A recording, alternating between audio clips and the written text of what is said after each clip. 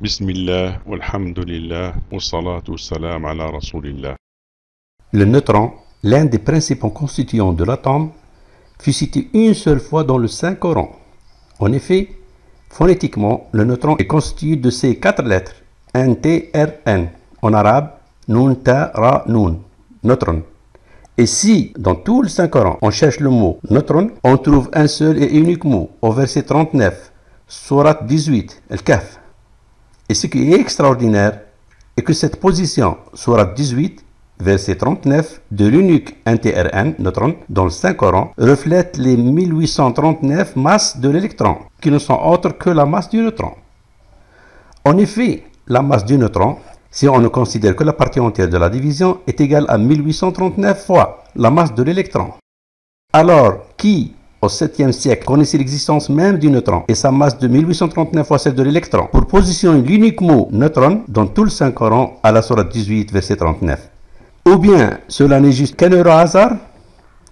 Cela ne peut être un hasard, car pour trouver le mot neutron, on a compté jusqu'au verset 39. Mais si on ne compte pas le nombre de versets jusqu'à la fin du verset 39, mais jusqu'au mot neutron, on trouve 38 versets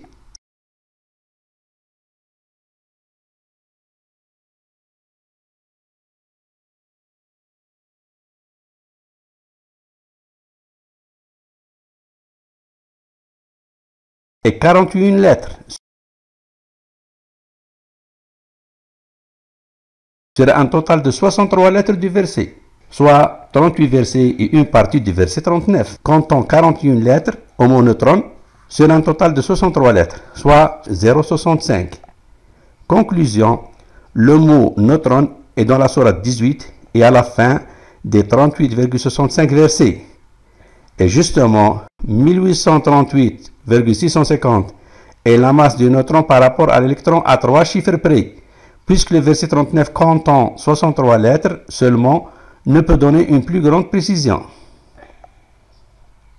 Qui, au 7e siècle, connaît l'existence du neutron et sa masse de 1838,65 fois celle de l'électron, pour positionner l'unique mot neutron dans tout le Saint-Coran à la sourate 18, verset 38 et 65% du verset 39, et donner ainsi exactement sa masse, 1838,65 fois celle de l'électron.